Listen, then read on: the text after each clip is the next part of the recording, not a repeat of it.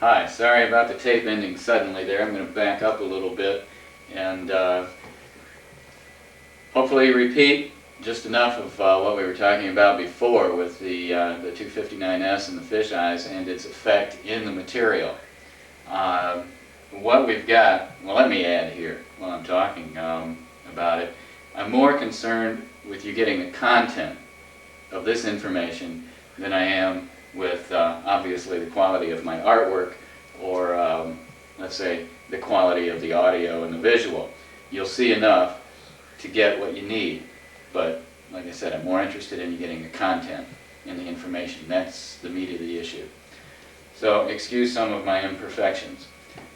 The 259S, the fisheye eliminator or surface tension modifier, if there's like a bolt that sticks up on the surface and there's a sharp corner there and you put your coating on, these corners here and here, sometimes, since it takes the tension out of the coating, the coating will sit on top of the bolt, but it'll tend to run down the side, exposing some of your corners. Another problem with it is if you put in too much, it's going to give you a textured or an orange peel look. Now, an orange peel on your coating is what looks like an orange peel, and it comes from not achieving the proper flow. And the proper flow is something you're going to have to get a touch for. There's a lot of reasons for that. Every gun is different.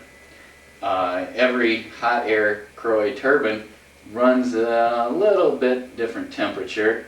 Also, temperatures vary daily. You can one day be in a 90-degree bathroom, another day be in a 75-degree bathroom. Something you're going to get a feel for. You'll find yourself automatically picking up the amount of humidity, the temperature, everything you need to know. Once you get used to your gun and once you get used to how the material works with the hot air turbine. So, back to here and the silicone effect of too much MCP, moisture cured primer. Now this primer is an amazing product. It is going to be what protects your lifetime warranty. If nobody in your area is giving a lifetime warranty, go ahead and give a lifetime warranty. If everybody in your area is giving a 3-year warranty, give a 5-year warranty. But if you give that lifetime warranty set up the way I've got it, you're going to have the best warranty in your area. Now, most everybody's lifetime warranty covers the life of the residency of the person who purchased the work. Once they move, that's the end of the warranty. It's like a Tuffy muffler. It's got a lifetime warranty, but that lifetime is the lifetime of your ownership of the car. I tried to explain to people a long time ago the lifetime warranties don't mean anything. If I die, there goes the lifetime of that warranty. If I go out of business, there goes the lifetime of that warranty. You know, so what kind of lifetime are we talking about? I've had people call me up and say I did their tubs, 6 months ago, and now it's all bubbling off. Well, I immediately get a big grin on my face because I know I didn't do it, because my finishes don't come off. And so I ask them some questions, and I help them realize that I wasn't the one who did the work, and then they have to call somebody else. So the lifetime of that warranty was the lifetime of that person's memory, which obviously wasn't quite 6 months long, and or the lifetime of their organizational and filing skills. Evidently they lost the papers that told them who did the tub. So lifetime warranties are so-so. It's something that customers like to get, so I give it to them. Like I said, if you don't have to, don't. Go with 5 years if everybody else in your area is going with 3. It doesn't matter. But set up the way I've got it set up, it's going to bring your customers back to you. If something is going wrong, it's going to let you know that there's something in the field that's not working right. And but I don't ever see that happening because I've put these things through accelerated testing and some testing techniques that it's more severe than what DuPont uses. And there has never been any inkling of a failure. So MCP, moisture cured primer, it's the secret to the system. Again, remember 0.01 mils is 1/3 the thickness of notebook paper. Now once you get your primer on, your next thing to do is, and you're going to see that in the tape, is to clean out your gun and your cup and your fluid lines. Put some water in there and mist on the water on the primer. You don't need to get it on heavy, just a light mist. It's like adding humidity to the air. What this stuff does is it's called hydrolyze, and it begins hydrolyzing as soon as it's exposed to air. That's why you want to keep it tightly covered. You don't want to leave the bottle open, because if you do, it's going to start hydrolyzing, and then from that point on, it's curing. Also, if you have it in your little HDPE, HDPE stands for high density polyethylene. That's your number 2 with the little arrows around it that's recyclable. You can't recycle any of the HDP you use because it's had the toxins in it, the different chemicals and solvents and so on. But if you leave it in there long enough, especially during hot weather, you're going to find that the solvents go through the plastic and begin to get out of the MCP, and your MCP starts turning to gel. It begins to cure that way. Consolidated, your supplier for your bottles and so on, has a modern round made out of a special density plastic to hold solvents. So I recommend that you use that instead of the regular HDPE containers. Especially, they don't cost that much more, but especially for the MCP it would be good. And also your MCP, your primer, your water, your distilled water that you carry with you to use to mist. The reason I use distilled water to mist is because I know it doesn't contain any impurities. When I do a repair, I don't worry about it. I take it right out of the tap. But on a tub, redoing a repair is a lot easier than redoing a tub, and probably would never be a problem, but I don't want to take any chances, so I carry the distilled water. And in the tub that I call the freeze tub, you want to bring those things in at night during summer and winter, because if they're left in a hot car, temperature changes, extreme temperature changes are going to affect the MCP. Freezing will affect your caulk, which is carried in there.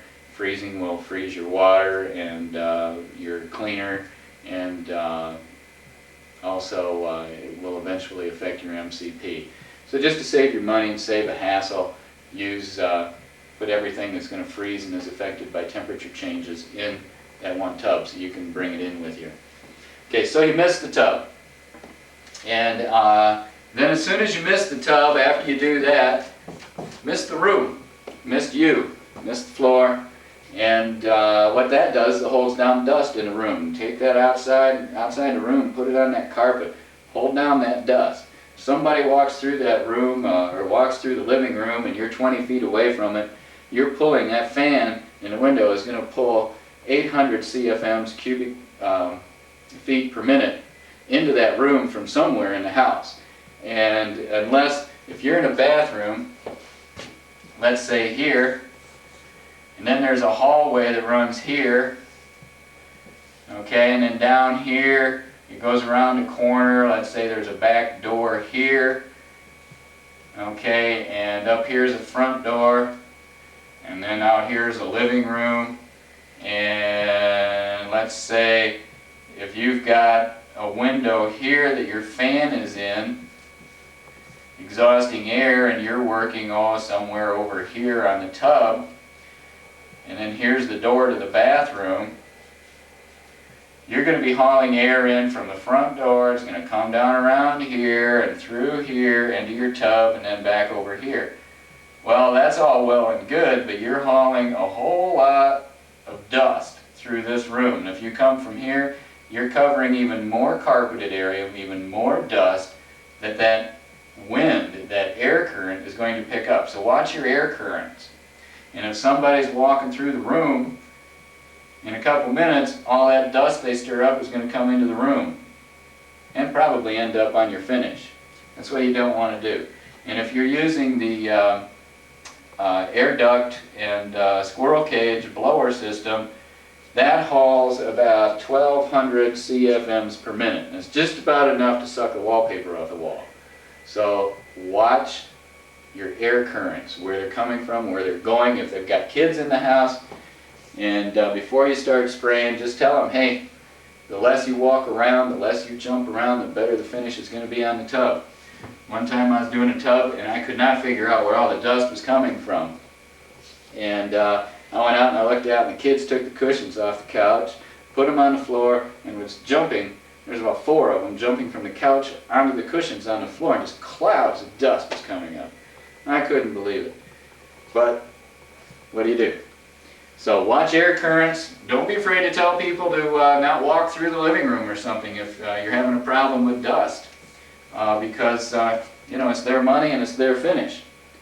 So it's your responsibility to let them know. After you mist the area to keep the dust down and add humidity to the MCP, the moisture cured primer, then you clean your gun. You'll see that on the tape, and clean it with the lacquer thinner.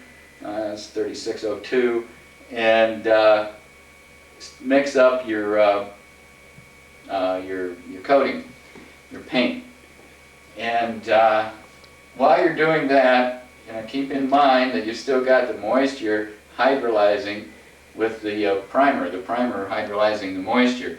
When you get it mixed up and you get everything ready, then go back and put the heat gun to the primer. And when you go around the edges near your masking, if you're using the plastic film, which is much better than paper, put the Steinel heat gun on low, otherwise you're going to be melting that plastic. And then after you get away from the edges of the tub, put it on high, and then go over the tub. Remember your angles on the tub. If you're going across an edge on the tub, hold the gun at this angle. That way the air will flow this way and the air will flow this way over the corners of the tub. And you'll see on the tape how I do that, but keep in mind that's what I'm doing. I'm trying to cover as much distance as I can with that air and to keep that hot air flowing. And what you're doing is evaporating the mist off of the primer.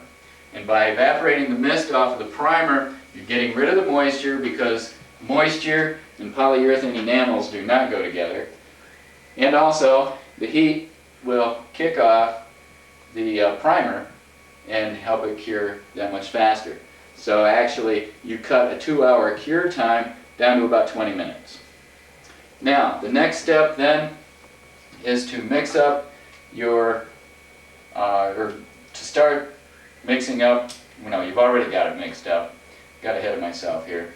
But when you're mixing up your coatings, this is the formula you're going to use. Now DuPont calls for a 6-1-in-1 formula.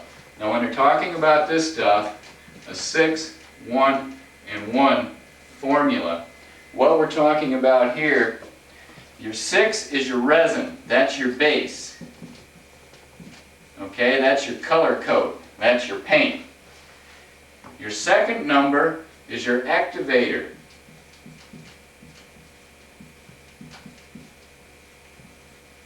Okay? Your activator is also known, now the name escapes me, your converter.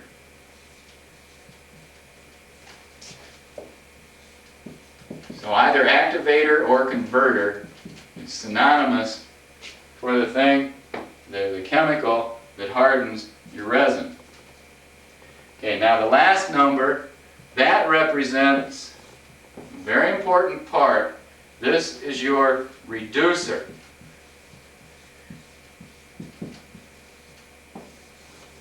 Now, this is where you can get in trouble. This is the formula that DuPont uses. Okay, that's not the formula that I use.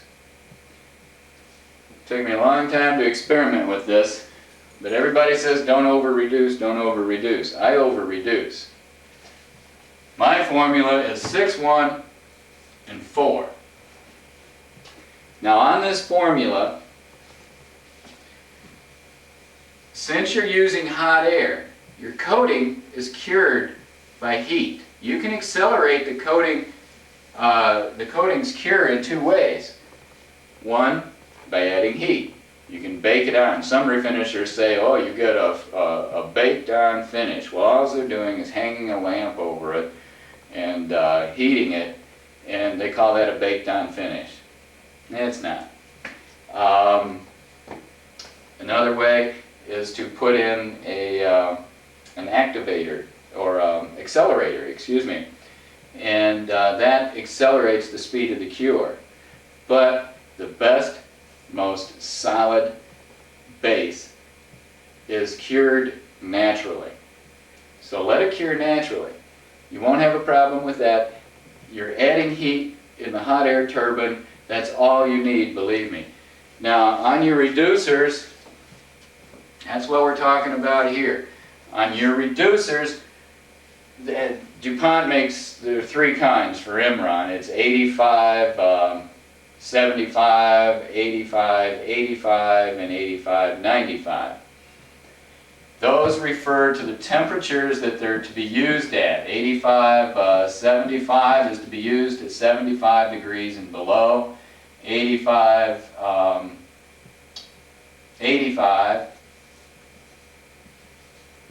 is to be used between 75 and 85 degrees. Now, 85, 95 is what you're going to use all the time. You can experiment with 85, 85 if you want. However, that's their mid-temp reducer, and what they call the mid-temp, it's in the middle, okay? And this, with the hot air from the turbine, especially used with their 6, 1, and 1, by the time the paint gets, the coating gets out of the tip of the gun and is atomized and going through the air, and by the time it hits the surface of the tub, it's cured from the point of the gun, which should be about 8 inches. It's half cured by the time it hits the tub. So it never has a chance to flow out. So all those little tiny dots of paint that are hitting the surface stay as little tiny dots.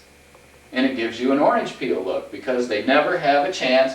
There's little bumps all over the surface of this tub. They never get the chance to level out, to flow out into that nice shiny finish, that wet look finish that Imron is famous for. So you go to a slower reducer. It's higher temperature, slower reducer. The reason they call it their slow reducer or their high temp is because it's made for higher temperatures. It's a richer mixture, and it stops, it doesn't flash off as fast. It doesn't evaporate as fast. Okay, so every time, even if you're on a cold day and your tub is cold, you can use the high temp at this formula, the 85-95. You have 6 parts of resin, 1 part of activator, 4 parts of 85-95.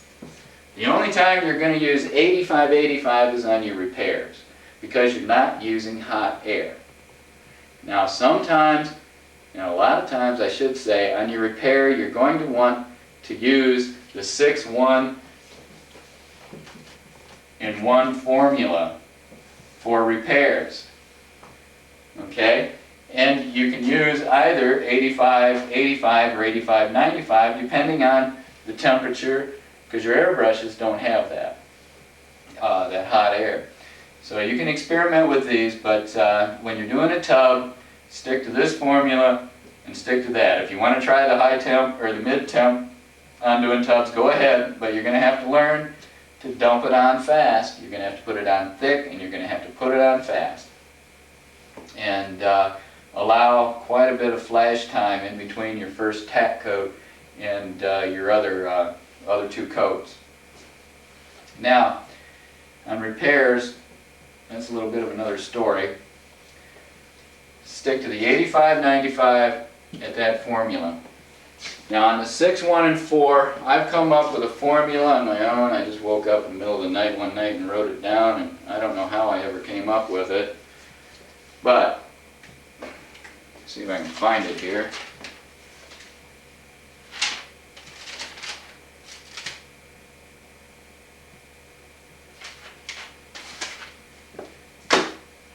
Now I can't find it. Now I'll try and work it out. We'll pause for a minute here and I'll go get it.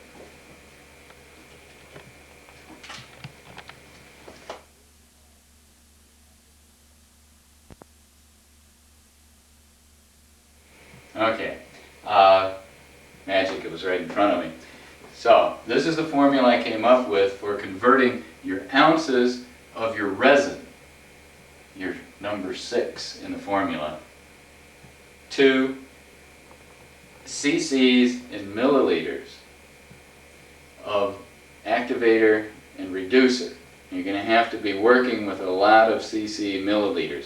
One thing you'll find out on that list, that conversion chart, is that 1 cc or milliliter equals, let me see, 30 cc's and or milliliters, they're equals 1 ounce.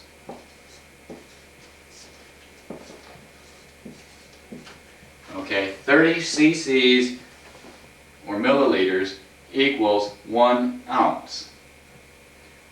Alright, so the average tub that you're going to do, you should be able to do starting out with 8 ounces of resin.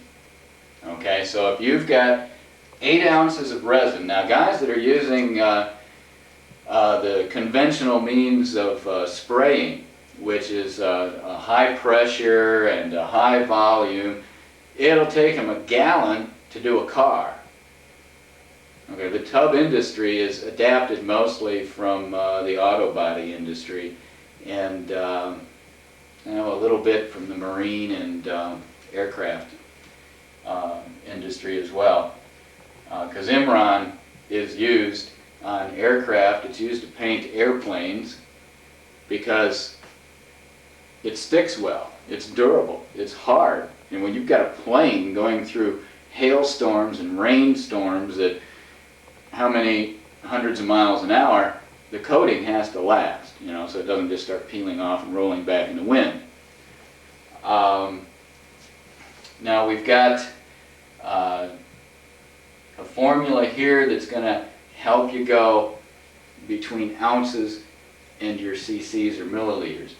So on our formula, again, it's 6, 1, and 4.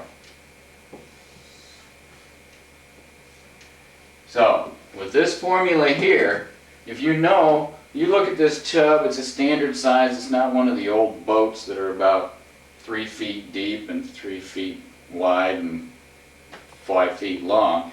They take 10 ounces. Your standard tubs, you're going to be able to do it with 8 ounces of base material. So if you start out here with 8 ounces of base material, following the 6, 1, and 4 formula, if you've got 8 ounces of base material, you divide that by 2. Okay, you divide that by 2, that's going to equal 4. Now, when you take that 4, multiply that by 10, that's going to equal 40. Now, when you multiply that by 4, 4 by 40, that's going to equal 160. So what this gives you is that you're going to need, with 8 ounces of paint, of base resin, of color, you're going to need 40 cc's or milliliters. They're the same thing. From here on out, I'm going to go with either go between cc's and milliliters, but they're equal for our purposes. You're going to need 40 cc's of your activator. Multiply that 40 times 4, you're going to need 160 cc's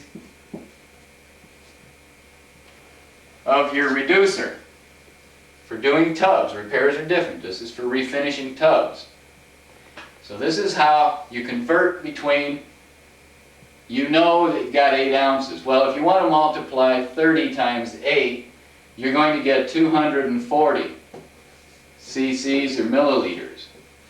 So instead of dealing with the big numbers, what I did is I went down the list of the conversion list, and I just worked out all these formulas. I did it for like 6 ounces and 8 and 10 and 12 and 16, and I think that's about as high as I went, because the cups aren't going to hold much more than that.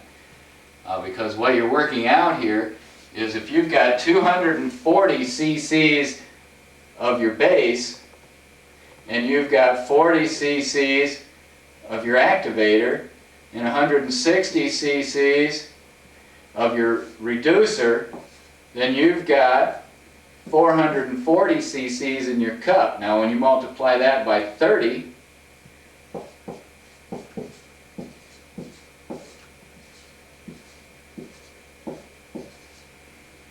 that's 100, well no, you don't want to multiply it, sorry. I'm going to divide it. If you divide 440 by 30 to get the number of cc, or number of ounces that you're dealing with, now let me see here, that goes once,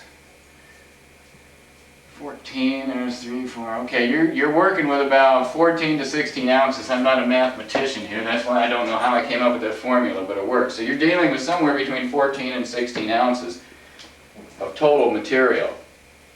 Now, if you remember this formula, or don't try to remember it, write it down on the conversion list, and like I said, work it out beforehand, because when you're on the job, you're going to be tired. You don't want to have any mathematical mistakes. Well, maybe you're smarter at math than I am. I don't want to have any mathematical mistakes out there, so I write it down and I go by it by the letter. And if I have to work anything out mathematically, I do it on a calculator, because I do not want to mix it up and have it be wrong. You don't have to be exact. Like if you mixed up 8 ounces of material and you put a little extra activator in, or a little less activator, it's still going to cure up. A little less activator is better than a little more activator. Your reducer, you've got a big leeway on that. You can play around with that quite a bit. So this is your formula. Write it down. This is also your formula for your, again, your resin, your activator, and your reducer. Now your activator is going to cost you about $43 for 16 ounces. It's not cheap stuff. Take good care of it. I figured out at this formula here at the prices now, once I mix up that 440 cc's or that 14 ounces, 16 ounces of total material, it cost me approximately 75 cents an ounce. Sometimes I throw away a couple ounces, sometimes I've got to add, mix up another ounce, at the 6, 1, and 4. Okay, if you're going to mix up an ounce, if you need another ounce of material to go on the tub. Because see, what you're going to end up with, if you mix up a 6, 1, and 4 formula, your 4 parts of reducer is going to flash off. That won't be there after a while. The only thing that's going to be there is your activator and your base resin. So the only thing that's going to be on the surface is this 7 ounces, or these 7 parts. It's 6 parts to 1 part to 4 parts. So remember that your reducers always flash off. But you're going to have 6, if these are ounces, 7, you're going to have 11 ounces of material here. That 11 ounces is going to cost you about 75 cents an ounce. So you're talking about $8 for that mix there. So you're not really putting that much money onto each tub. That's where your high profits come from. Now, after you get this mixed up, you're going to put on a texture, and you're going to see me do that in the demonstration video. And let me tell you about that. When you mix up your texture, mix it up at 5 cc's of texture to 60 cc's of mixed material. That's your formula with the base, the activator, and the resin or the reducer in it. Okay, so you've got 2 ounces of material with 5 cc's of your texture. Think ahead. Okay, 2 ounces of mix. Alright, and what you do is, you'll see how I do it. You dump half of it on and spread it out. You try and get those 3-inch foam brush or foam rollers. They're a lot better than the fabric rollers, because you don't need that 1-inch foam brush then to trim around the edge, because they swell up a little bit with the solvents, and then you can take those right around the edge. On the bottom job that I did, you're going to see where I used a foam roller to trim around the edge, and then when I did the tub, or foam brush to trim around the edge, and then when I did the bottom of a tub and a refinish, I used the foam roller to bring the edge around. So this is the mixture for your textured bottom. If you put any more in, you're liable to run into some problems that you'll learn about if you do. If they're going to gunk up on you, it's going to be a little rougher than what somebody might want. This is the best mixture that I found. Okay, once you get that sprayed on, as soon as you put your bottom on, you tack it, and well, you're also going to see in the video that before you put the primer on, there's 2 things you want to do, and I skipped this. You want to, after you wash it and fill it, after you wash it with the cleaner, the Crew, and you do your fill work on chips and so on, what you're going to want to do next is mask it, and we covered that. Okay, now before you put the primer on, you want to wash it with acetone.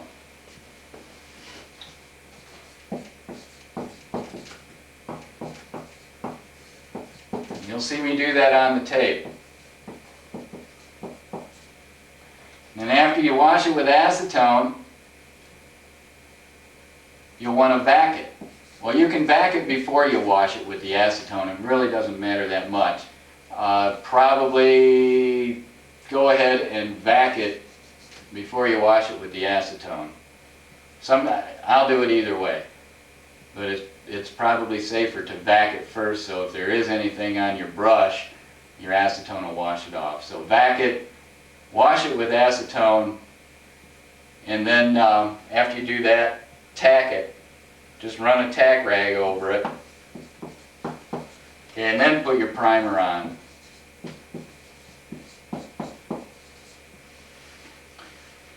And then after you get your primer on, you mist it, and then you get your, you heat it.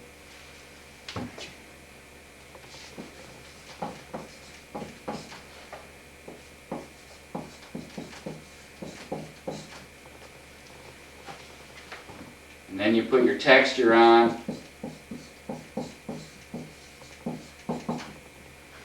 And after you put your texture on, you go and you put your finish on. 2 to 3 coats of finish everywhere on the tub except on the top and on the front, the skirt and the top of the dam. Put 2 coats on that, and then you're done. All you got to do is start cleaning up. Then you pull your masking, then you caulk it, and you're done. And you'll see all that done on the tape. I'll be going over that again with you there. Now if you begin to feel overwhelmed, that's normal. It'll all fit into place. Now on the refinishing, after you get done cleaning everything up and recaulking the tub, putting up that important "do not use until such and such a time," so bring your customer in, show them the tub, talk to them, tell them how to take care of it, and then leave with your check. And make sure that the last thing you do, if you have to work late, is apologize for being there late, or thank them for having you be of service to them. Now, when it comes to refinishing a gel-coated tub, it's basically the same thing. You wash it. Well, you don't want to scrape it with a razor blade. You might want to go over it with, I use a 320 if there's some paint spots on it and so on. If you don't want to do that, then use acetone and clean off the paint spots with acetone. Or use your pads. Don't use your heavy duty. Use the burgundy pad and sand them off with that. Okay, and but get your paint spots off your gel coats and your acrylics. It doesn't matter. Don't use anything rougher than 320 on gel coat and acrylics because Imron will cover up 320 sanding marks, but 220 it usually doesn't. So don't go any lower than 320. 400 works good, but 320 works a little better. But don't use razor blades to scrape gel coats and acrylics. Now, any other differences between the two? There aren't. Because with the primer, that MCP primer, you can put that on clean gel coat, on clean acrylic. That saves you from sanding gel coat. See, if you sanded gel coat with 320, you could shoot it with the Imron without priming it. But let's face it, sanding gel coat is not easy. And you've got to get all the shiny parts of the gel coat off. It's got to be dull from the 320 or the 400. And gel coat's pretty tough material, a lot better than acrylic. Sanding acrylic isn't that easy either. It's much easier just to wash them down, sand off any spots that you have to, do any repairs you got to do, mask them, vac them, wash them, tack them, and shoot them. And that's it. So there's not much of a difference between porcelain, gel coats, and acrylics. They're all done practically the same way. One thing that you want to do when you're masking, again talking about down around the drain on the tub, if you've got your drain shoe and your drain escutcheon down here, they're both the same thing.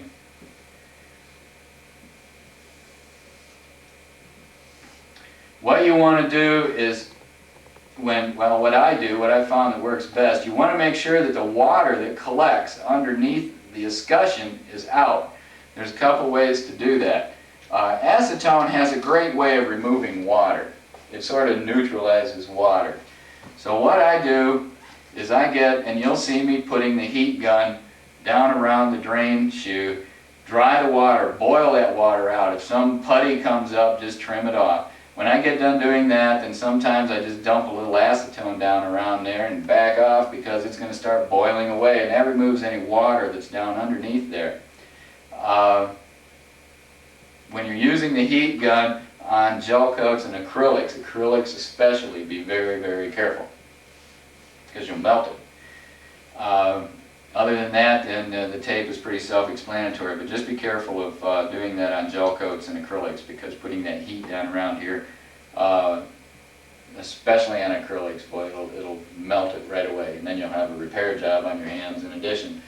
But don't freak out if you do make a mistake because, like I said, there's nothing that you can make a mistake on that you can't fix. This is a bathtub. and you'll be able to do anything with bathtubs. Alright, now that's how to refinish gel coats, porcelains, and acrylic bathtubs. Sinks, they're done the same way. Porcelain sinks, same way. Cultured marble sinks and vanities, same steps. Masking is a little different, but it's basically the same steps. The only difference is on, let me see, on a cultured marble vanity or a sink. If you've got crazing in the bottom of the sink, and here's the drain.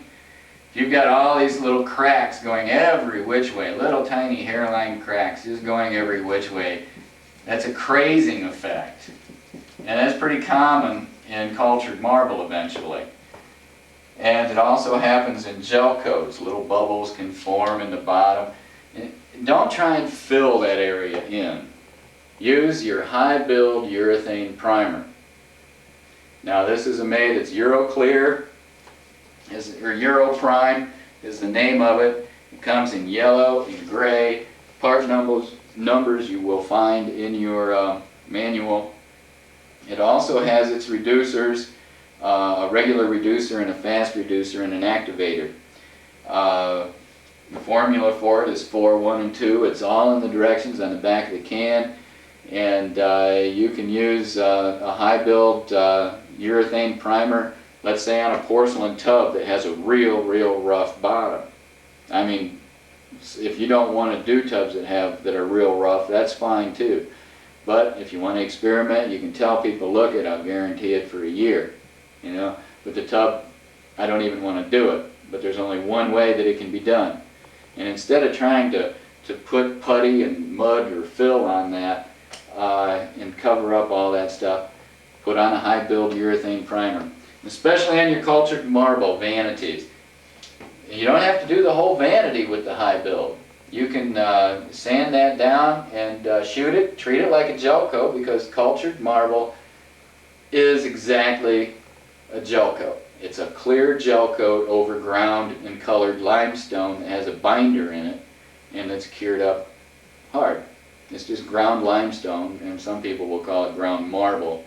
Basically, marble is a type of limestone. So the only place that you have to use your high build is in the bowl area of the vanity, because that's where your checking occurs.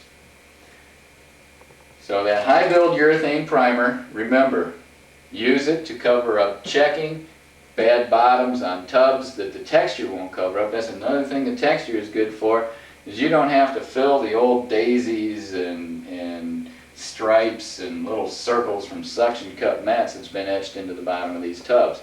The texture takes care of that. It hides it.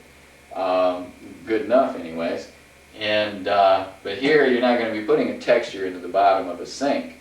And if the checking is bad around the drain area of the tub where the texture is not going to be, sanding it down won't help, because you cannot use Imron or any paint or coating to hide defects. It won't. It shows hairs. It's going to show cracks and bubbles and everything else. So use your high build urethane primer, and remember, over reduce that too, because you're putting it on with hot air. Over reduce it. Experiment with it, you'll find out how to use it. It's not that difficult. With the urethane primer also, you want to remember, give it some more flash time. Stand there, blow air on it for a while. Don't put it on too thick all at once. Put it on, blow some air on it, let it flash off. Because if you put it on too thick and you blow air on it, you're going to get what's called solvent pops. That's where the solvent is underneath the surface. Now this can happen with any kind of surface coating. It can happen with your Imron, and it can happen with different kinds of primers. Anything will do this. Gel coat's famous for it when you spray gel coat on. And in spa repair, I'll get into that. Okay, solvent pops happen when you've got a thick coating on something and you've got all this solvent down here sitting up and collecting and trying to work its way up and flash off. Okay, well, if you cure it too fast and it's too thick, you're going to get a cure over the surface. You're going to be trapping the solvent down below the surface underneath this harder area here where it can't get out, but it has to come out, and so it'll explode right out of the surface, and it'll leave a pit. That's a solvent pop. Solvent pits, solvent pops, they're all the same thing. That's from solvents bursting and exploding through the surface of the coating. And like I said, the thicker the stuff you're putting on, the more chances you have of getting that. So your high build urethane primer is susceptible to that, and your gel coats are susceptible to that. Don't worry so much about it with the Imron, because you shouldn't be putting it on that thick anyways. If you get Imron on that thick, you're going to have runs and sags and drips. And if you get it on thicker, I've seen some people around here, I've seen some of the tubs they've done. They had it on so thick it looked like cottage cheese, and there were puddles down around the drain, and it had dried and crinkled up, and it looked like prunes and raisins, and it's just going to end up cracking. So you don't want to put it on thick. You want to stay away from runs and sags. Okay, now ceramic tiles, same thing. Same thing as tubs, same thing as your porcelain, your acrylics, your gel coats. When you do tile, just make sure that you tell people that the grout has to be in good condition. If the grout is loose and falling out, fix it. But don't re-grout it with a grout-containing silicone. I've already gone over that. You know why. They have siliconized grout out there all over the place. Tell them just to get regular grout. Fix it, take out their loose, re-grout it with regular old-fashioned plain grout. And then you'll come in, you do the same thing to the tile that you do to the tubs. Clean it, wash it, scrape it. What I do a lot of times is I find that people can't clean the grout very well, and they've got 18 years of soap scum and body oils and mineral deposits built up on it. I take a wire brush, a real heavy-duty wire brush, and I go over all the grout. And it lets me know where the loose stuff is. When you run into loose grout, if it's not too much, put your polyseam seal tub and tile caulk on it. Don't put it on thick, but just fill it in. It'll work great. Also, before you refinish or prime it, part of the preparation for tile is to take your polyseam seal and go down the corners. And you can also put the caulk between the tub and the tile before you put your coating and primer on. Usually I'll put that on afterwards, between the wall and the tub. I'll put the caulk on afterwards. And if I'm using like American Standard bone, I buy polyseam seals, almond and bone caulk, and use that. And then I tell people that I put on the bone and almond as an added touch, and they really like that. But other than that, just run some caulk down the corners and wherever the grout is bad, and go ahead and do it just like you do the tub. It's no problem. It's just the same thing, same procedure. Spas, do not refinish spas with anything. You've got some differences here. Jacuzzi is what everybody uses for a term spa, and Jacuzzi's legal department will advise you if you start advertising that. They're real strict about how their name is used. They just invented it. You've got bathtubs.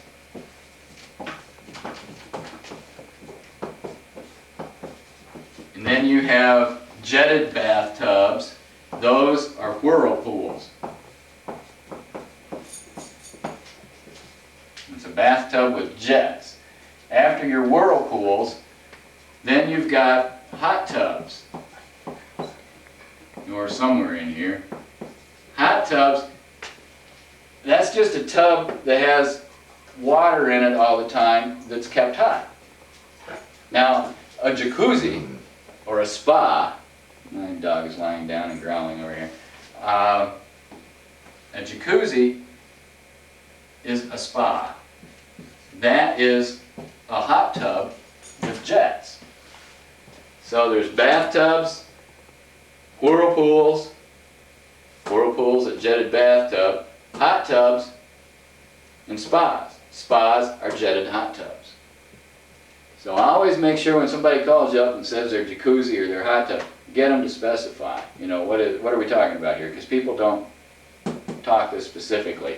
But you've got to know before you go out on the job. You give somebody a quote for refinishing a Whirlpool, you get out there and find it's a spa, you've blown a day. So get them to define their terms, describe things for them, make sure you're both talking about the same thing. Really important. But do not refinish hot tubs, do not refinish spas. You can refinish whirlpools and bathtubs, sinks, stoves. Refinish a stove the same way you do a bathtub. You got to mask it off and everything else, but it's the same procedure. Refrigerators, same thing.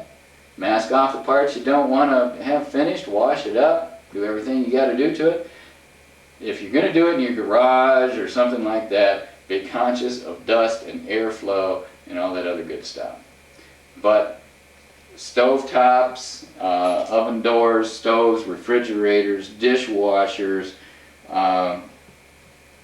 cultured marble, Formica, which is, Formica is a brand name, the same as jacuzzi is a brand name for spa. Formica is a brand name of a laminated plastic. There's Wilson Art and there's just all sorts of them out there. But Formica type countertops, the same way. Clean them. If you got to sand them a little bit, go ahead and sand them. Shoot them with your primer. Same step as a tub. You want to remove the caulk. Same exact thing. Little common sense, little thinking, but it's the same steps, just a different form. Okay. Now, as far as all the sources of supplies and equipment, you're going to find that in your manual. Now, I'm going to have numbers in there. You can call up, like the Darworth company manufactures polyseam seal tub and tile caulk. You can come up or call up Darworth. They'll tell you the local distributor. Call up LaCroix in Wisconsin and ask them who's distributing locally. Anytime you're having a problem, don't be afraid to call the company up, ask for their technical service department. Most of the time there's a Watts number for it, and talk to them. That's what these people get paid to do, is teach people how to use their products. They want to teach you how to use it. Also, they want you to buy their product. They'll be more than happy to tell you the local distributor. But I'll be going over most of that in the manual. You'll see, it'll be self-explanatory for you. How to be an authorized repair service for manufacturers of tubs and spas. I'm going to have a list of manufacturers in the manual. All you have to do is call them up, tell them you're going to get the name of somebody to send a letter to, send them, your letter of introduction, and then follow it up with a phone call, a couple weeks later. Make sure that they got it. And sometimes they'll want you to come to some of their seminars, like Owens Corning is pretty good about that. They'll want you to come to a seminar now and then, and so you can be an authorized repair service for them. So go ahead and do it. It's no big deal. The only thing about manufacturers that I don't like is a lot of times there's a lot of confusion. You just don't know. You get out on a job and you find out that this isn't a warranted coverage, and so you got to tell Mrs. Homeowner that you can't fix it unless she pays you for the travel time and the labor. Well, they're not going to be very happy about that. And a lot of plumbers and builders and contractors will damage a tub and then call the company out and say that they got it out of the box that way, and when you get there it's going to be obvious that a drywaller walked along the front of the tub and scratched it, or a tiler dropped tile or a putty knife or something on it and chipped it, that it's not the manufacturer's fault. But all these people think, well, Kohler, American Standard, they've all got big pockets, so we'll get them to pay for it. Your job is to protect Kohler, American Standard, and the manufacturers that you represent. But also, you've got to do business in the area that you're in, and you've got to weigh these things out. But you always have to be honest. And if you get out there and you find that the damage is not warranted, it's not a covered, warranted damage, then you've got to call the shots. And it's just something that you're going to gain a feel for eventually. But don't be afraid to jump in and get your feet wet. Companies are usually really helpful and really understanding, and you know, they're not going to, you know, pay you an exorbitant rate. Most of the time, there's a company out there, Aquaglass. They want you to do a repair within 1 hour of your home city for $50. So you're looking at 2 hours travel time and a 2-hour repair for $50? No way, I wouldn't touch an Aquaglass warranty job for anyone. Well, they probably wouldn't want me to work for them anyways, but you know, you've got to work with companies that are willing to pay a realistic rate. And there's a good point to bring that up. It's a good way to balance your cash flow. Now, it's really nice if you're working on repairs and you're doing jobs for manufacturers and apartment complexes, and the people, your plumbers and builders and so on. These people are going to take 30 to 90 days to pay you. Now, the nice thing about doing refinishing,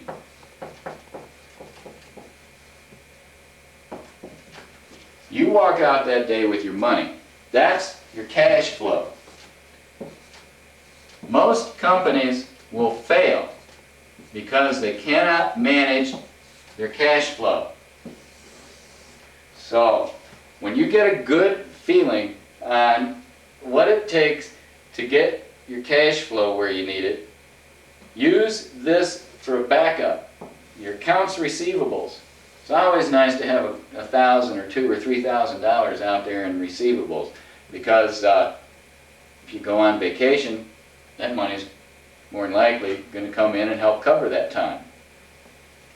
So balance out your cash flow between people that are going to take a long time to pay you and the people that pay you on the spot.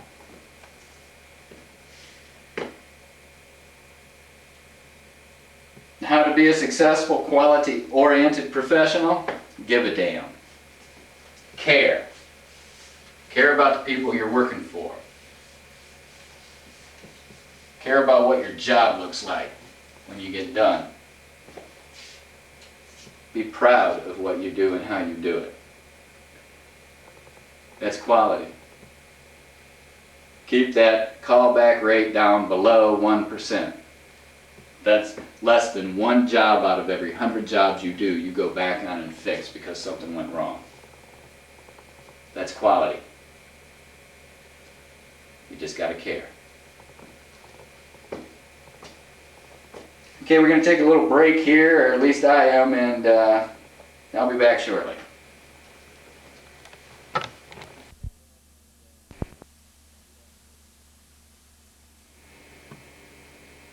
Hello, we're back. What we're going to be talking about now is repairs. And we're going to cover repairs on porcelain, acrylic, gel coat, spas, and some special applications. And again, forgive my artwork, but you'll be able to tell what I'm talking about here if you've ever been in a bathtub. The walls around a bathtub are called the surround. Anytime there's shower doors, that's called an enclosure. Now on the surround, whether it's plastic, tile, or whatever, those are the three walls that go around a tub. Whether it's a one-piece unit or whether it's where the wall is, let's say, ceramic tile and the tub is an iron cast or a cast iron porcelain tub. It doesn't matter, the names of the parts are the same. The end walls here and here are exactly that. They're the end walls. However, one of the end walls is going to be specific. When someone refers to a tub as a right-hand tub or a left-hand tub, they're referring to the side, they're referring to the end wall that has the faucets coming out of it, the shower head, and so on. So if this was a left-hand tub, that would mean that the shower head and the faucets come out of the left end wall. if it was a right-hand tub, the shower head and faucets and so on would be on the right end wall. The end wall that has the faucets and shower head coming out of it and the drain side of the tub is called also the wet wall. So in a left-hand tub, the left end wall is the wet wall. The right end wall is the end wall. This wall here in the back is the back wall. Very simple. Now in the tub itself, you've got the tub bottom,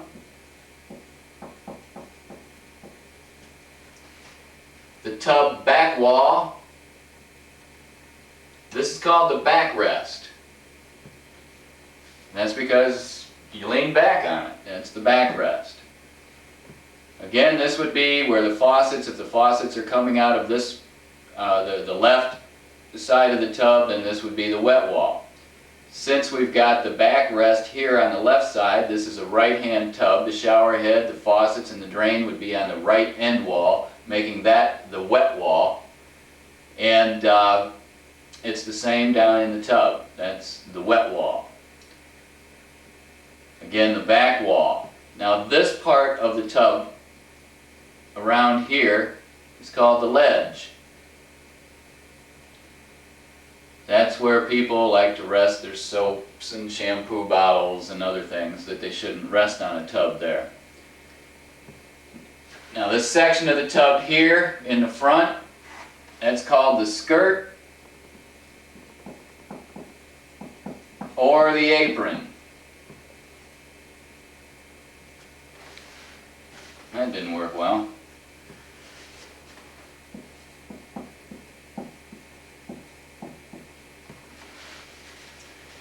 Okay, this whole section of the tub, this wall, the outside wall of the tub here is called the dam. That's because it serves as a dam and it holds the water in the sump of the tub. The part of the tub that holds the water is the sump. The dam holds the water in the tub. So this wall here, that section of the ledge is called the dam top. This wall on the inside of the sump, the inside of the dam, it's actually the outside sump wall or the inside dam wall. The skirt or the apron is also the outside dam wall, but it's much more easily referred to as the skirt or the apron. Sometimes you'll hear this lower part down here referred to as a kick panel. Why, I don't know, other than that's what your toes hit when you walk up to the tub, but there's actually no separate piece down here for that purpose. Again, this is a left-handed tub.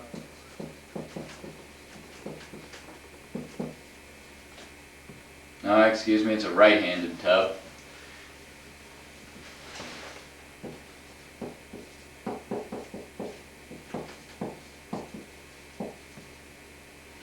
Because your shower head, faucets, and everything come out of the right end wall. That is the wet wall.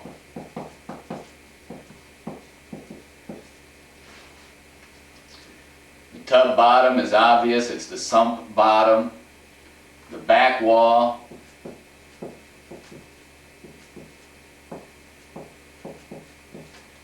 end wall,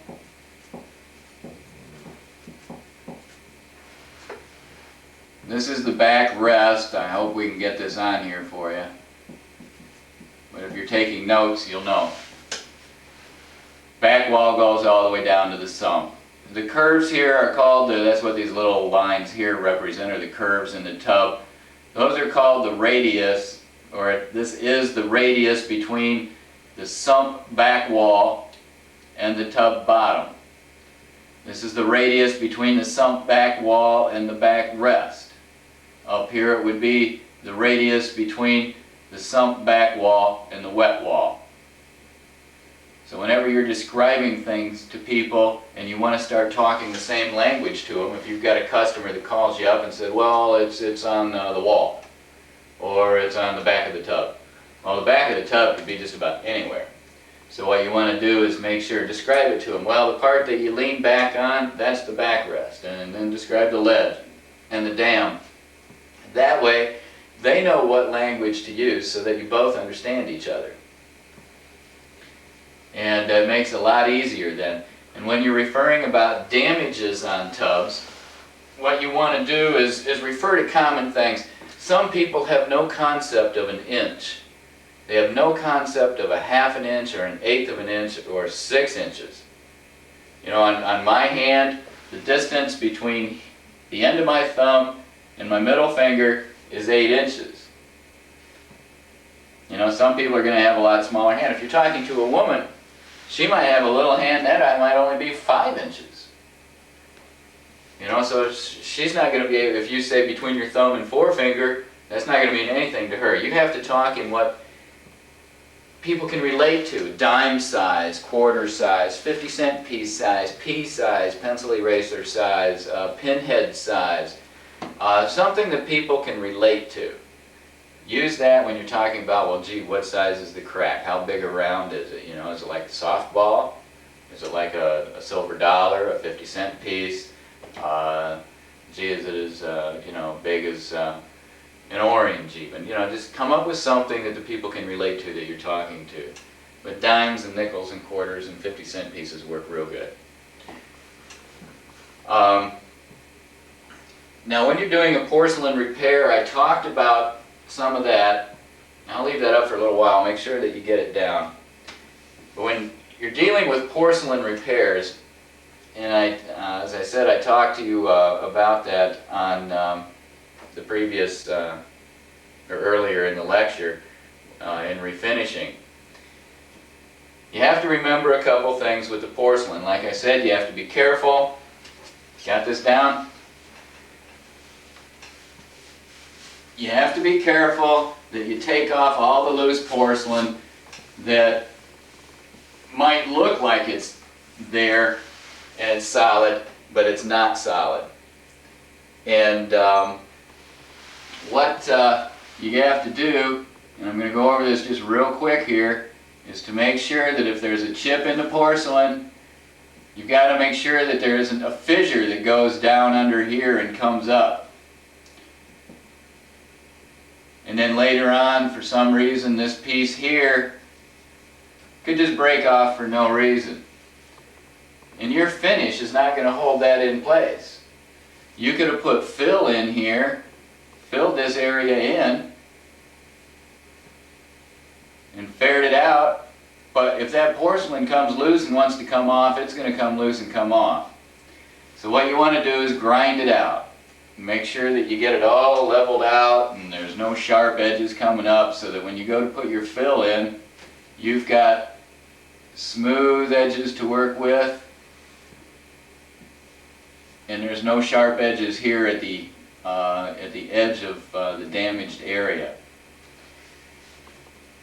Now, one thing you have to remember with porcelain, anytime you use fill, you have to use etch. You have to acid etch the porcelain before you can put fill on it. Otherwise, the fill won't stick. So always etch around an area. Let's say you've got a damaged area on porcelain that's like this. Well, what you'll want to do is put enough etch on there to go around here. And I always use the cream etch because it stays in place, it's easy. Add a little water to it, and because the water helps it work. So if you're talking about, let's say, an inch chip, then you'll want to etch an inch around it. Okay, now depending on how much you have to grind it out and so on, you want to etch an inch around it. And that doesn't mean that you have to fill that whole inch in, but you'll want to etch about an inch outside of the area that you're fixing, just to make sure that your fill has something to stick to. Now, when you go ahead and you've got the porcelain chip ground out, you've got it filled in, and put your number 14 fill. Now I'll go over these parts with you later. But what you'll do is put either the white, well, either of the two white fills that's mentioned. LBI's white fill, there's Snow White that you use MEKP to cure, and or use Adtech's number 14 that uses BPO as a cure. And I'll go over MEKP and BPO later. Once you get that on, you can go ahead and put that on and smooth it out, and take 80 grit and or 60 grit, depending on how big it is, and just rough it down to where it's level. Okay, and if you go a little bit below the surface, so there's a little dip there, don't worry about it, because you can take your glaze fill and fill that in later. And the reason you're doing that is because the number 14 is like trying to sand rock.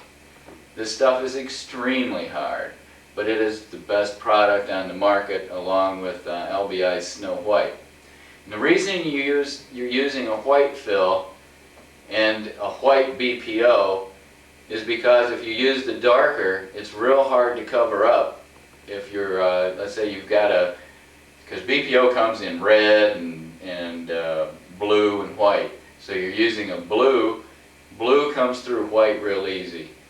And if you use a white BPO and a white filler, it's going to be a lot easier to cover it up with the color. Okay, so then after this is done, you've taken your 80 grit over it. Then you can come back with your glaze, your glazing compound. Now your glaze and fill is usually a tan. And it's a light beige color, but you can use a white BPO, or you can use a one of the colored BPOs, because you're not going to have that much on there. And why you want to do that is because it is about 15 times easier to sand than the number 14 or the Snow White. So once you get that on, also read your instructions. If you use half as much BPO hardener in the glaze and fill, then that's about right, because this stuff hardens up, it cures twice as fast as your white fills do. Your glaze fillers cure twice as fast as your white fillers, the number 14 and the Snow White. So you use about half as much hardener, and it'll still cure up about twice as fast. And the hotter the weather, the less hardener you have to use. The hotter the weather, the faster you have to work with all the fillers and with your polyester resins, because they're thermally cured along with chemically cured. Okay, so and then go over your glaze layer there with a 120 grit. And wet sand it. That's what you have wet and dry paper for. The reason you use wet and dry is, number one, it keeps the dust down when you use water with it. Just have a wet sponge nearby. Run the water in the tub. Sand a little while. Keep it wet. Keep your paper clean. Rinse it out. Keep your sponge clean. Keeps the dust down, and it also keeps your paper from filling up. And you're going to sand with using half as much paper and twice as fast. So wet sand it. Okay, level it out with the glaze and fill on the 120, and then take your Adtech air dry pit filler number 29 and go over that, just a real thin coat. All you want to do there is cover the pits and the sanding scratches. Sand that stuff down with nothing greater than 320. That means not 220. And the sandpapers go in the opposite direction, like 220 is a stronger grit than 320. So only in the worst cases, if you really gobble it up, use 220. But just go over it lightly with 320. Once you get your pit filler on there, go over it, and again, that's just to cover your sanding scratches, your 120 scratches, any 80 grit scratches that's left, and any pits. And the pits are caused again from the solvent pop reaction that I talked about earlier. Go over your pit filler with 320 and then 400. And remember, the more area that you sand, the more you spread out, the more you've got to put your color on. The larger the area. So keep it as small as possible. Now these principles are not specific to porcelain. This is specific to any kind of repair actually. What is specific to porcelain is that you have to etch porcelain before you fill it. Now if you want to, you can sand the heck out of it, like with 80 grit, just to make sure that you know, the glaze is off the porcelain, to make sure that that shine is off the porcelain. Hit it with an 80 grit sandpaper if you want. I do that if it's not a very big chip. But you have to get that shiny part off of there. You have to scuff it up. So that's basically how you do you fill in a chip. Now, one thing I want to talk to you about the glazing, or making sure that you etch the porcelain, get the glaze off, is because you're going to be dealing with two things. You're going to be dealing with mechanical bites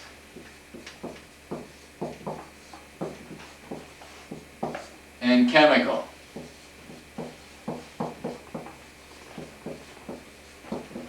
Now these are the two kind of bonds that you're dealing with all the time. Mechanical and chemical. I call them bites.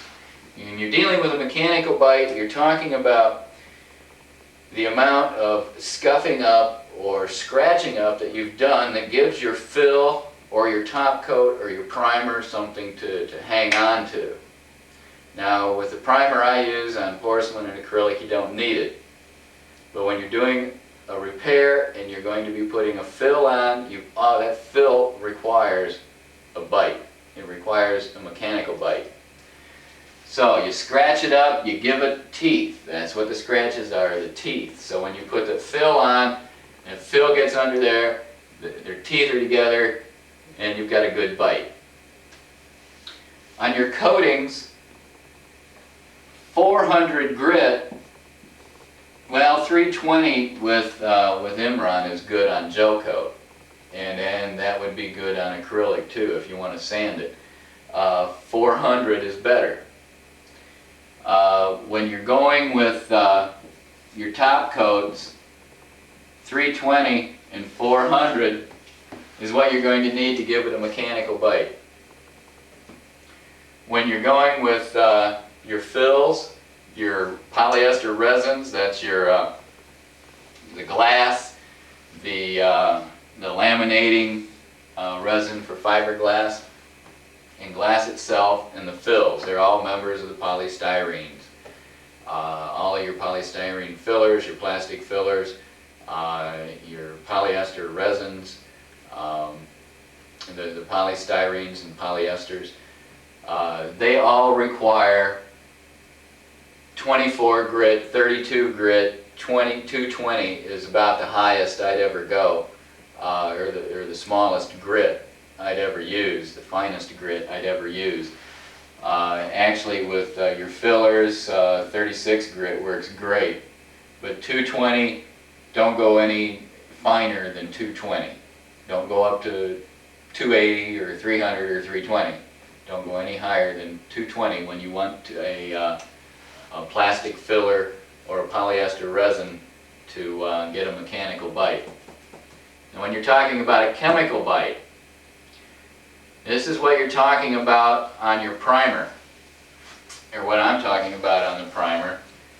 Because your primer, either whether it's a polyurethane high build primer, or whether it's the MCP primer, the moisture cured primer, which is a product of Lord Chemical, and it's AP 134 and sold by Chembar. So your primers, you get between the primer and the top coat, you're getting a chemical bite, a chemical bond. That's because in between these two, when the top coat goes on the primer is not completely cured. If a primer is ever completely cured, then you need to sand it. And let's say you're shooting a tub with the primer and something goes wrong and you have to come back the next day. 24 hours later, you're going to have to sand that primer and shoot the primer again. That way your second coat is going to get a mechanical bite onto the first primer coat. And then you can get the chemical bond or bite between your top coat and the primer. If this primer is not completely cured, in other words less than 24 hours, it's going to have a chemical bond because this is going to form this line between the two where they meet. It's going to form like an alloy. They're going to become one melted into the other. That is a chemical bond. So these are the things that you want to think about when you're looking at a project. Can I get a chemical bond without going to the hassle of sanding and getting a mechanical bond? Chemical bonds are usually stronger and they're easier to do because you don't have all that work of sanding. Okay, now we've covered that. Now, when you get into scratches on porcelain, they're just about impossible. They're not worth fixing because a scratch on porcelain means that you're going to have to etch the porcelain around the scratch and fill it in. You're almost going to have to make the scratches worse to make them better. If the scratches are in the bottom of a tub, you could put in a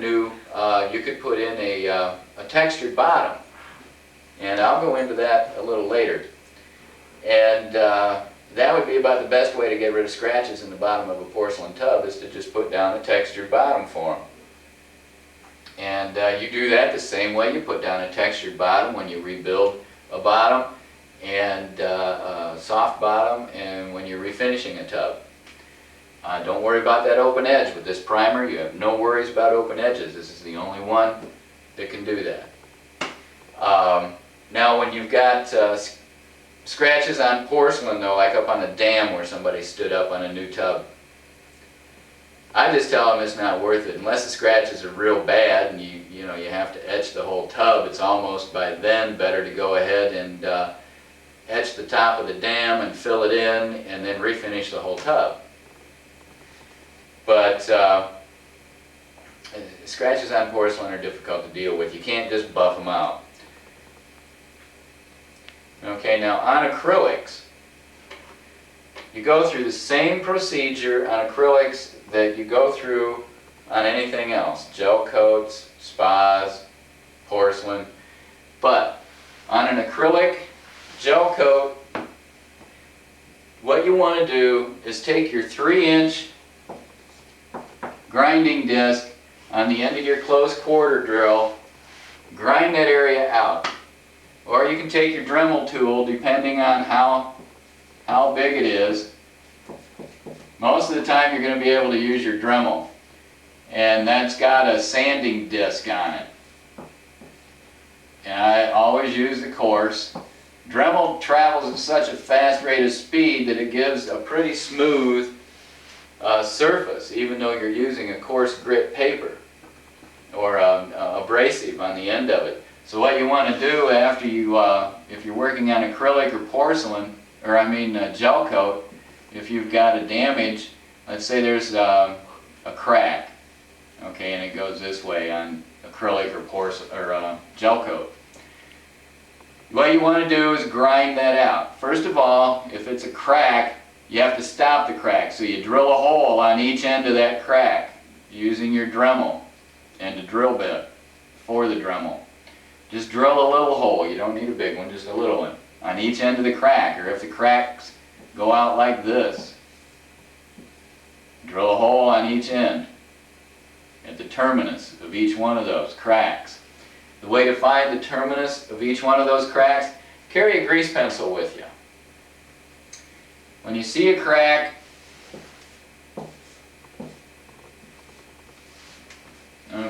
represents a crack.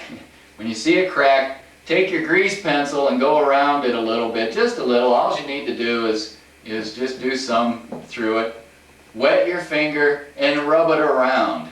And that will show you where the cracks are. The cracks will then, the grease pencil will go down into the cracks, they'll darken up, you'll be able to see them. That's when you put your terminus hole at on each end of the cracks. That keeps them from going any further and traveling, because in gel coat, it's a lot like a crack in a windshield. It might stay there forever, and then you go over railroad tracks and then it just goes clear across the windshield. So you want to terminate those with a hole.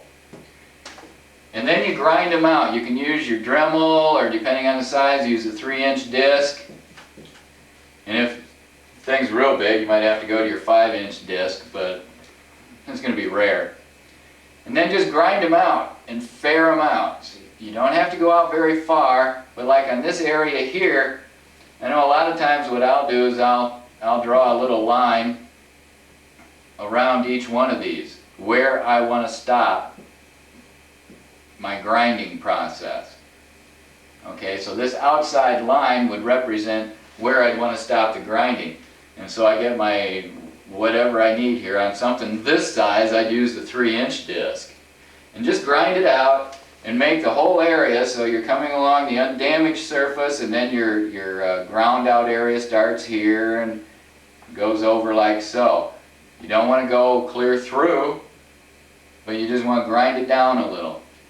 And rough it up, scuff it up. And then you put your fill in, and just what I was describing to you before.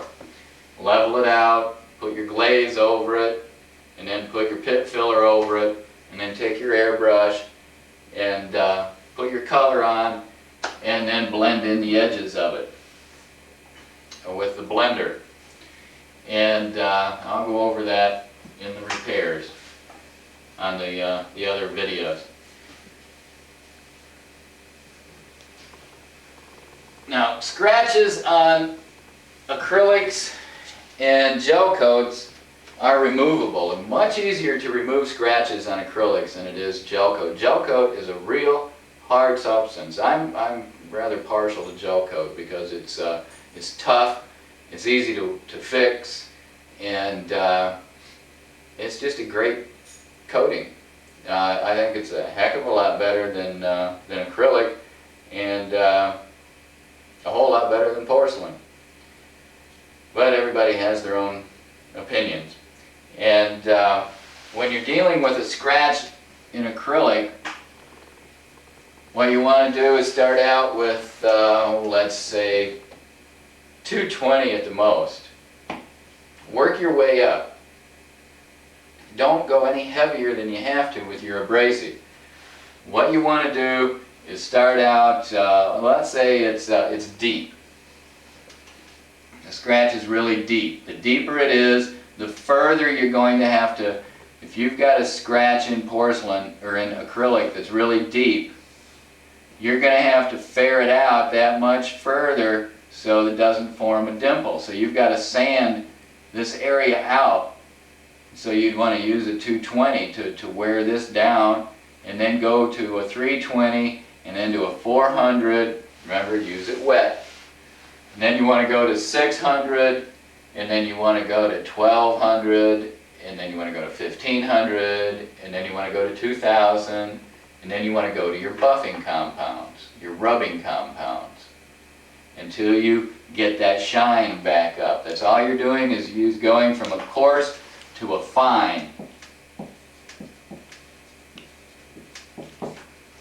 And that's all you're doing when you brush your teeth. Toothpaste is a very fine rubbing compound. Sometimes I'll tell people, look, if you see a little halo around the edge of the repair, you know, from blending it in, because when you put your top coat on, you have to stop it somewhere, and if the light's shining on it just right, it can show a little halo. I tell people, if there's a problem with it, take a little toothpaste on a wet paper towel and go around the edges in a few days, and that should take care of it. Or put a little car wax on the outside edge of it after it's cured up, and that'll do it. Something that you can do, and this is especially effective on the acrylics, is that if you've got a repair and there's a little halo around it from your blender, put your gun and go around the outside edge, and then take some sealing glaze, your Meguiar's number 7 sealing glaze, and wipe it on. But don't go into where your coating gets thick, or you'll end up sticking to it. You'll learn how to do it. And then just take that sealing glaze and go around the edge, and that does away with any halo on a high gloss. That'll work on Owens Corning's high gloss, that'll work on porcelain, that'll work on any surface that's got a high gloss to it. Scratches on gel coat, you do the same way that you do on acrylic.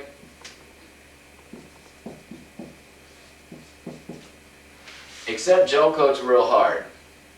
You're going to have to really work at it. And it's quite thin. So if you go through it, don't worry about it. Usually the resins will have some pits in it. You might want to go over it with a pit filler, with your AdTech number 29 pit filler.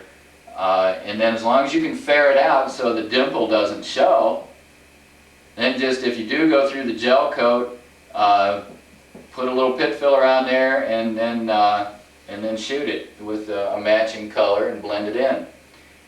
Now if on the acrylic, since you've got more to play with, except in the corners on acrylic, corners can sometimes be paper thin. And you can sand through those real easy, and if you do, then you've got to fill it and go through the whole process and put a color back on it. But with the gel coats, you can sand through the gel coat real easy. So it's something you want to look out for, and you'll get a feel for it over time. It's just the way to learn it. Another thing about acrylics, again, they melt real easy, so be careful with them. And when you're applying heat. Some of the special repair methods that I want to talk about here, I've got to keep track of where I'm at. Some of the special repair methods I want to talk about. You'll see me using the blender and everything on the demonstration videos. While we're talking about acrylic, let me say this. When they make an acrylic unit of any kind, whether it's a spa or whatever, they use a sheet of acrylic and they've got this mold. They heat the acrylic up and then they vacuum form it, drawing it down into the mold. So that means that any corners you've got down here, the acrylic is going to be thin in those corners. Going to be very thin in those corners. So you got to be careful.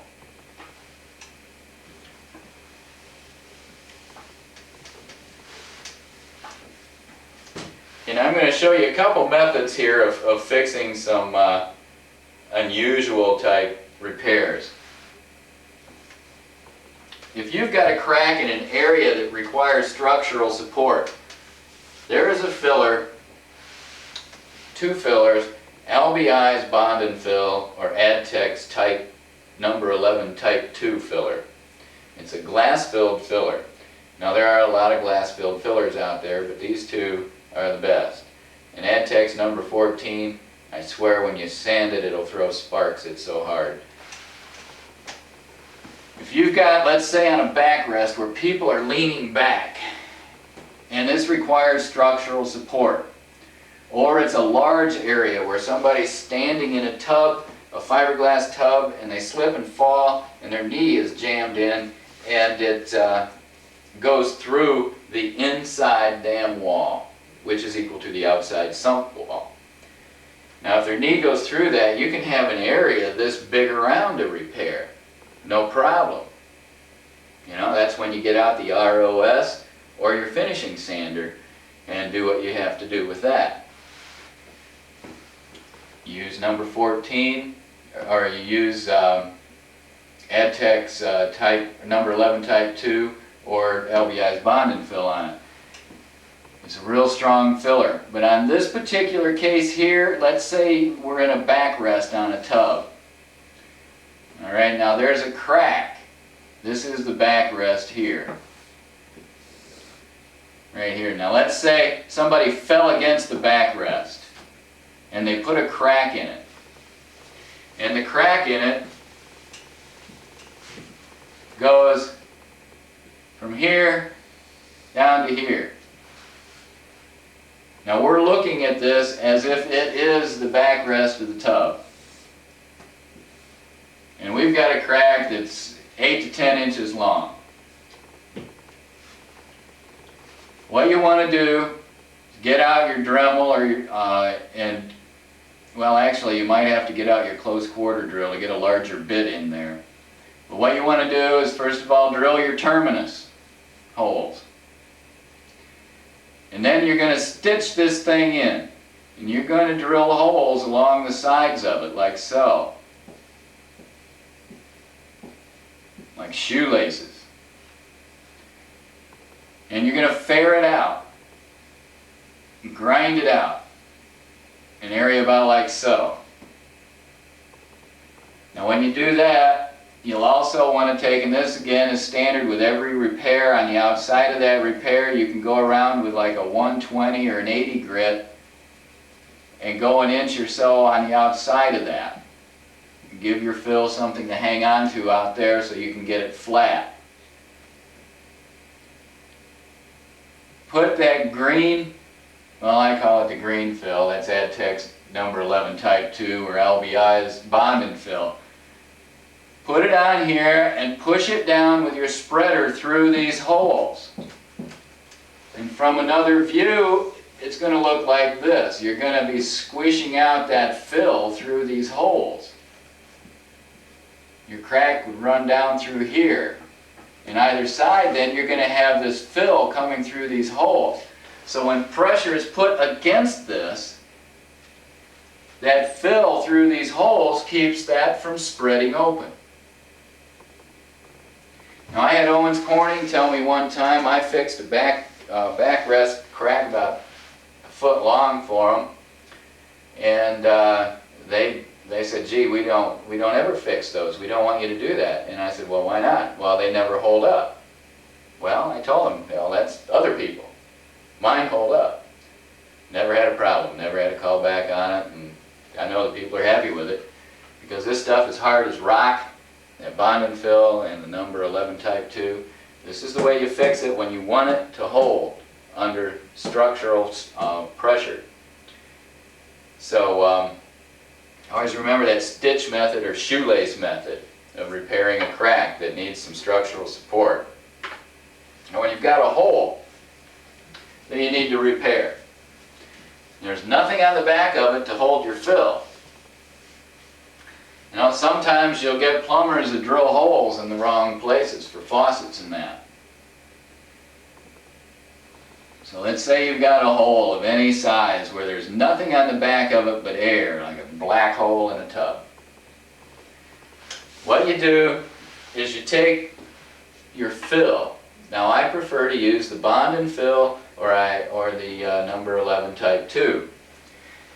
You put some on your finger. You stick it into your finger into that hole, and on a side view, you're sticking your finger in and you're piling up your fill around the inside edge of that hole. Then you take either a stir stick, a piece of cardboard with a stick behind it, depending on the size of the hole. For something like this, your tongue depressors would be great. Take 2 or 3 of those, put holes in them, take your little tongue depressor, put a hole in it, and take the T-shaped upholstery pin. Put it in that hole, and that T will be on the back side with the tip coming up. Stick it down in that hole and pull it up. And what you'll be doing is putting it down like so, and then bringing this end down so it fits across like that. And you've got your pin coming up. Pull it up and mash it up against your fill here before it dries. And do this if you want, if you think you're going to have a hard time doing it before it all dries around here. And you don't have to be real neat at this stage. Put a little over here and a little over here, then put this stick in, and then do the same thing here and here. And then put your sticks on, but just pull them up until this stuff, your fill, is holding this stick in. And like I said, if you want, you could even put a piece of cardboard over the pin here. See, there's your stir, there's your pin, there's your stick, and then put a piece of cardboard on top of that, and then pull it up if you can get the cardboard down in. That's the only thing about having a cardboard, you got to get it down into that hole and then pull it back up. But that's how to repair a hole without having to be behind the tub. If you can get behind the tub, let's say this is a wet wall and they drilled the wrong hole for a faucet, and you can get behind the tub, all you got to do is put a little fill back here around the hole and push a piece of cardboard up against it. But what you're trying to do is get a backing in that hole for your fill. Now when you do that, once you get this on, then you just start filling it in. And I usually put the first layer of, again, the bond and fill, or the type of number 11 type 2. And then I'll put the white fill, that's your number 14 or snow white, over that, and then bring it up, build it up, and then put the glazed fill on. That can only go usually about 1/8 of an inch, is your max on that. And then again your pit filler, and then treat it like a regular repair. Another way you can do it is, instead of using the upholstery pin, get a piece of twine and stick it through a hole. And put a big knot on the twine, and then pull it through the stick or the piece of cardboard and use that to pull it up. And on the pin, I forgot to mention that, on the pin, all you have to do is push that pin once it's, the board is stuck up there, the stir stick or the tongue depressor. Just take that pin, push it down through, and let it fall out down underneath the tub anywhere. If you're using string, cut it off. That's all you have to do, just remove it. If you've got a bar, a hand grab bar that has come out of a hole that it fits into, use the same thing, same principle that you did on fixing the hole. Put some of that bond and fill, or type 11, number 11 type 2 fill, catalyze it of course, on your finger. Stick it at your finger and build that up on the inside of that hole, on the outside edge underneath it. Scuff up the end of your acrylic tube or acrylic bar with nothing finer than 220. A little 80 grit on there wouldn't hurt a bit. Do it on each side, build that up on the inside of each side that the bar goes into. Stick that bar in this side, take it over to that side, stick it in there, and then twist it while you're adding heat. But twist it all the way around, or twist it back and forth, so you're putting that fill that's back up here around this area that's been scuffed up. And then add heat to it, and that's going to hold. That's how you put a bar back in a tub that's come out without having to get behind the tub. Okay, we're going to take a little break here, and then we're going to come back and we're going to talk about spa repair.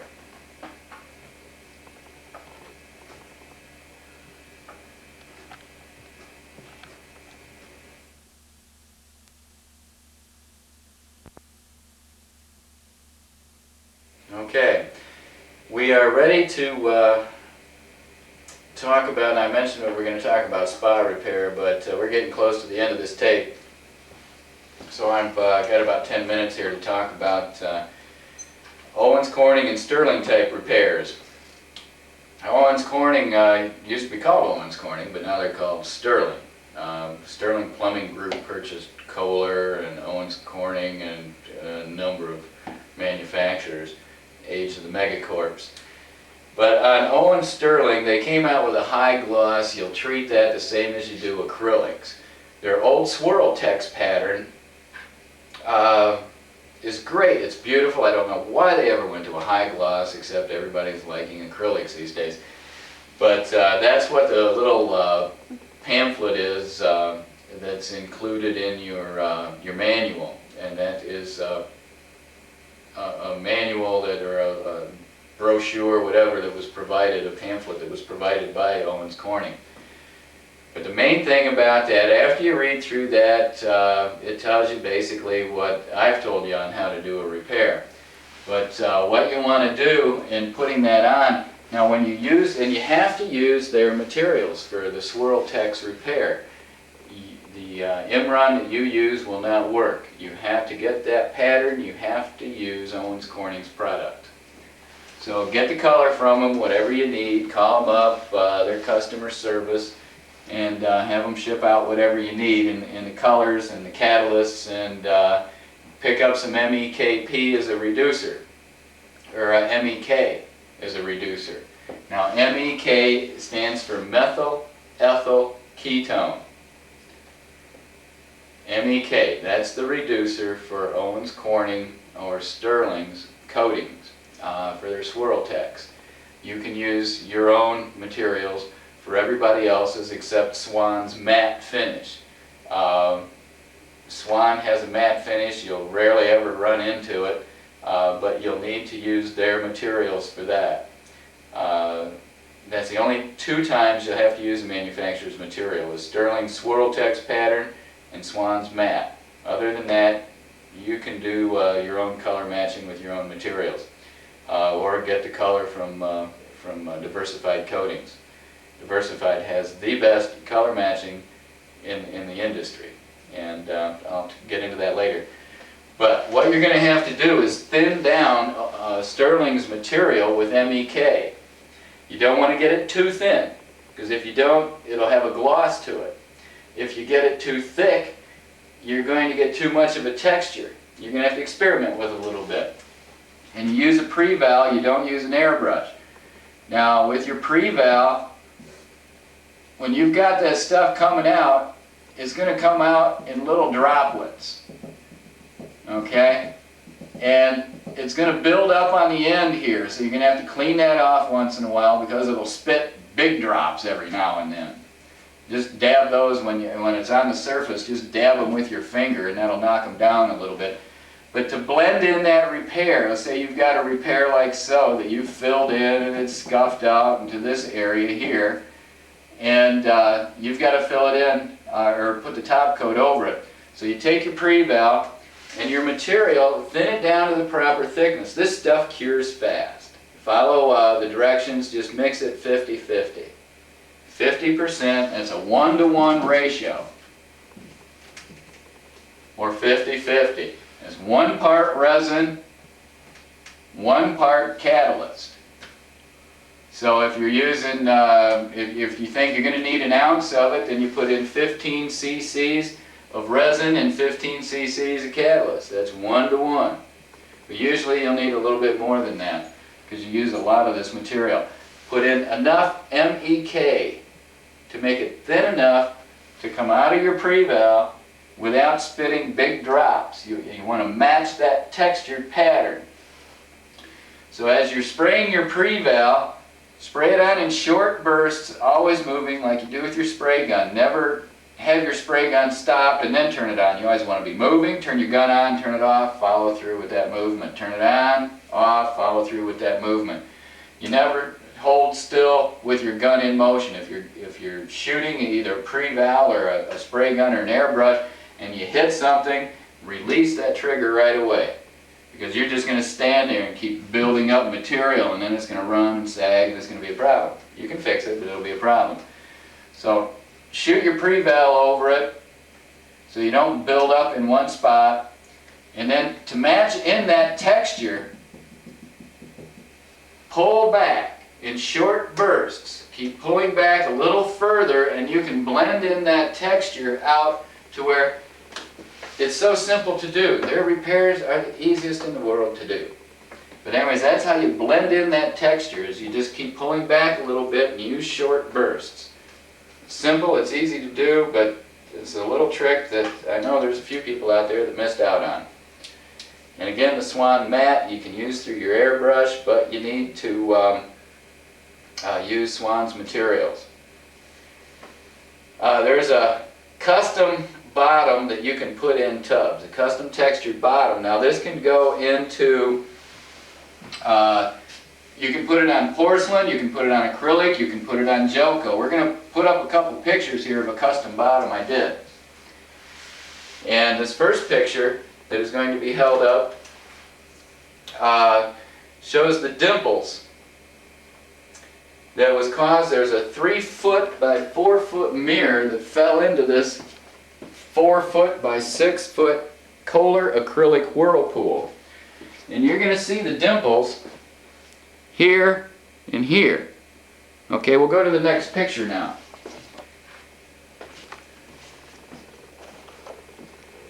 Okay, and here's a little close-up of some of the dimples here and here, here, and so on. Okay, the next picture.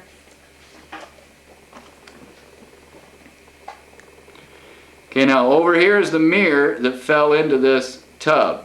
And as I said, it's a 4-foot by 6-foot tub, whirlpool.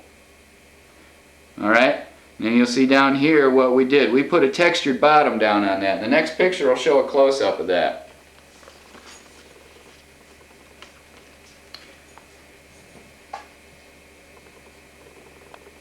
Now what we did here is we masked all the way down around, we scuffed this up, we filled in the dimples, and we sprayed on the texture through the croy. We made a pattern that matched the scalloping of these people's curtains and valances in the room, and we put it down, and then we're going to show you next here a picture that shows the whole thing. And these people were extremely pleased. I was paid $1,500 to do this because it would cost $3,000 to pull that thing out.